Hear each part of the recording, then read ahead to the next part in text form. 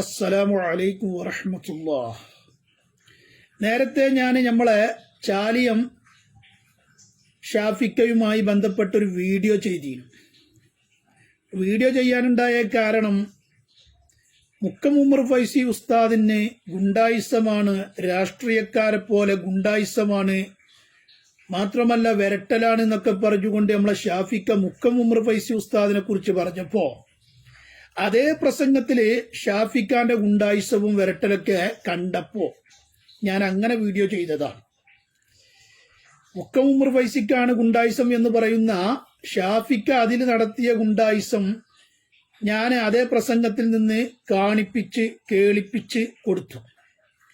അത് കണ്ട ആളുകള് കാര്യം ബോധ്യപ്പെട്ടതാണ് അവർക്ക് പ്രശ്നം വന്നത്. സംഗതി ഞാനായിട്ട ക്ലിപ്പുകള് ഷാഫിക്ക എന്താണ് ഭീഷണിപ്പെടുത്തുന്നതും ഷാഫിക്ക ഗുണ്ടായിസം പറയുന്നതൊക്കെയാണ് അതിലുള്ളത്. അത് കണ്ടപ്പോൾ സത്യമാണല്ലോ. ഞാൻ അങ്ങനെ ഒരു സത്യം പറഞ്ഞാണ്ട് ഒരു ക്ലിപ്പ് ഉണ്ടാക്കിയപ്പോ സുബ്ഹാനല്ലാഹ് പൂരാ തെറിയായിട്ടാണ് അതിന്റെ കമന്റില് ഷാഫിക്കാനെ അനുകൂലിക്കുന്ന ആളുകൾ വരുന്നത്. അതേ വീഡിയോ തന്നെ വേറെ ഒരാള് ഫേസ്ബുക്കിൽ പോസ്റ്റ് ചെയ്തിട്ടുണ്ട്. ഒരു സുന്ന ഡിബേറ്റ് എന്ന് പറയുന്ന ഫേസ്ബുക്കിൽ അതേ വീഡിയോ ഞാൻ ഇട്ട വീഡിയോ പോസ്റ്റ്. അതിന്റെ കമന്റിലാണെങ്കിലോ ഒരു നുള്ളും കമ്മിയല്ലാത്ത മട്ടത്തിൽ പൂരാ തെറികൾ, കേട്ടാല് അറക്കുന്ന വെറുക്കുന്ന ഓക്കാനം വരുന്ന തെറികള്. അപ്പൊ ഞാനിങ്ങനെ കരുതി ഇതൊക്കെ മാപ്പിള ജാതിക്കാരാകുവോ, പുറത്തുനിന്ന് ആരെങ്കിലും ആണോ, അല്ല നമ്മളെ അമ്മട്ടത്തിലുള്ള തെറി. ഞാനിങ്ങനെ അവരെഴുതിയ തെറി വായിച്ചുമ്പോ ഇന്നെ കുറിച്ചാണ് പറയുന്നത്. പൂരാ തെറി.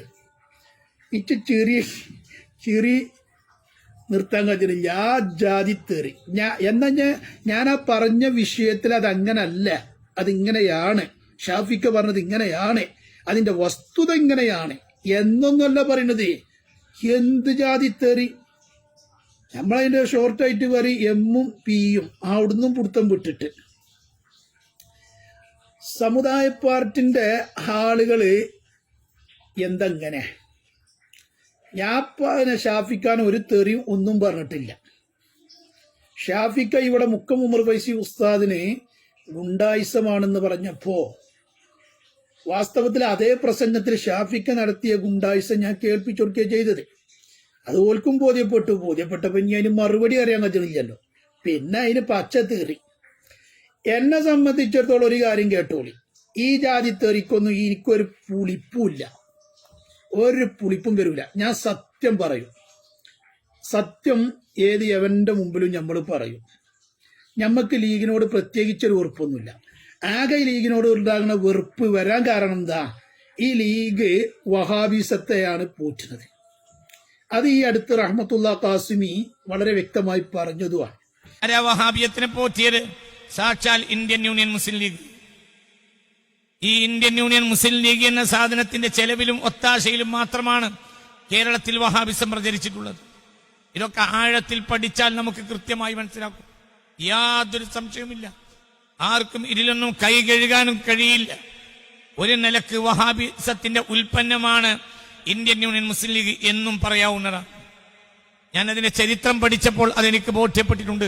ഞാൻ പിന്നീട് ഐഡിയോളജിക്കൽ വഹാബിസത്തിൽ ആ വിഷയം കൃത്യമായി കേരളീയ സമൂഹത്തിന്റെ മുന്നിൽ വരച്ചു കാട്ടും. എന്നാൽ അതുകൊണ്ട് സൊസൈറ്റിക്ക് ഗുണമുണ്ടായോ ദോഷമുണ്ടായോ? ഇന്ത്യൻ യൂണിയൻ മുസ്ലിം ലീഗ് കൊണ്ട് ഗുണമുണ്ടായേക്കാം. ഇപ്പോൾ ഗുണമുണ്ടോ ഇല്ല എന്ന് വേറെ കാര്യം. അതേ സമയത്ത് അതുണ്ടാക്കിയത് വഹാബികളാണെന്ന കാര്യത്തിൽ സംശയമില്ല. വിചാരിച്ചൊന്നുമല്ല കാര്യം. ചരിത്രം വളരെ ഡീപ്പാണ്. വളരെ വളരെ കൃത്യമായി ചരിത്രം പഠിക്കുന്നവർക്ക് നിഷേധിക്കാൻ കഴിയില്ല, ഒരിക്കലും നിഷേധിക്കാൻ കഴിയില്ല ഞാൻ ഈ പറഞ്ഞ കാര്യങ്ങൾ. അത് ഞാൻ ബോധ്യപ്പെടുത്തും. എന്നെ കല്ലെറിഞ്ഞോളി, പക്ഷെ ബോധ്യപ്പെടുത്തും. ഞാനിപ്പോൾ പറഞ്ഞത് തെളിവ് പറയേണ്ടത് എന്റെ ബാധ്യതയാണ്. ഞാൻ അങ്ങനെ പറഞ്ഞു പോകാൻ പാടില്ല. അത് ഞാൻ പറയും.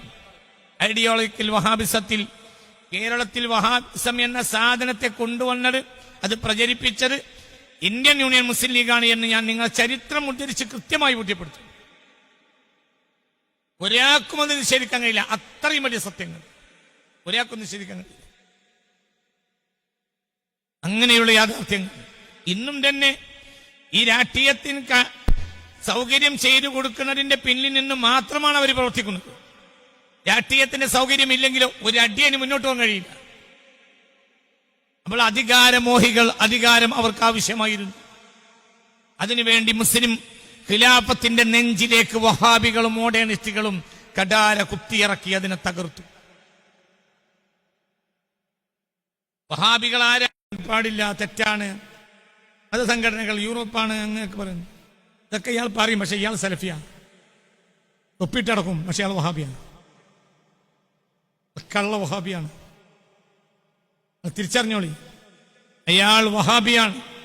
സുന്നികൾ പറ്റാൻ നിൽക്കണ്ട. തൊപ്പിട്ട് നടക്കുന്ന ഒരു മുസ്ലിം എം പി ഉണ്ട്, അയാൾ വഹാബിയാണ്. കേരളത്തിൽ തൊപ്പിട്ട് നടക്കുന്ന ഒരു മുസ്ലിം എം പി ഉണ്ട്. സമയം കുറച്ചും കൂടി കഴിഞ്ഞാൽ അയാളെ പേര് പറയും. ഇനി നിങ്ങൾക്ക് തിരിഞ്ഞെങ്കിൽ പേര് പറയേണ്ടി വരും. അയാൾ കള്ള വഹാബിയാണ്, അയാളെ സൂക്ഷിക്കുക.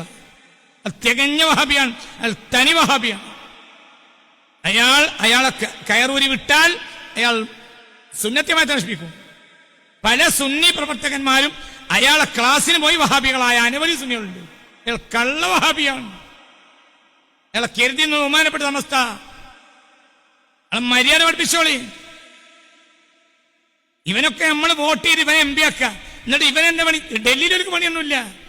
ഡൽഹിയിൽ അവർക്ക് കീഴ്വായി വിട്ട് കിടന്നിറങ്ങണ പണിയുള്ളൂ. ഇവിടെ വന്നിട്ട് വഹാബി ഉണ്ടാക്കുക, അതവരെ പണി. ഈ ജാതി ഹംക്ക് എം പിമാർക്ക് ഇവരെ ഇജി താങ്ങിക്കടാ മൗലാന, ഇന്റെ വാപ്പ വേറെയാ, ഞാൻ താങ്ങൂല. ഈ തൊപ്പിട്ട് നടക്കുന്ന എം പിയുടെ മുന്നിൽ 10 മിനിറ്റ് ഇരുന്നാൽ ആ മുന്നിൽ നിൽക്കുന്ന അയാൾ വഹാബിയാക്കും.